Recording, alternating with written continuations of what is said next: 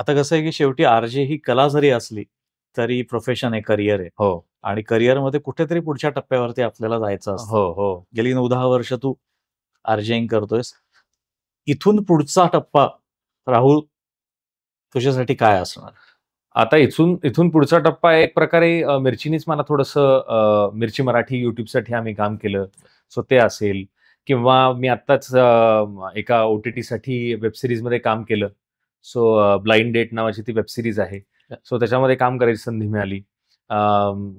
So असं एक आहे, मी छिपकली नावाचं महाराष्ट्र कल्चरल सेंटरचं नाटक पण करतोय. सो ह्या गोष्टी पुन्हा एकदा त्याच्याकडे मी वळतोय आणि त्या पण गोष्टी मी करतोय. कारण मी नाटक करत होतो, पण ते ॲमेचर लेव्हलवरती.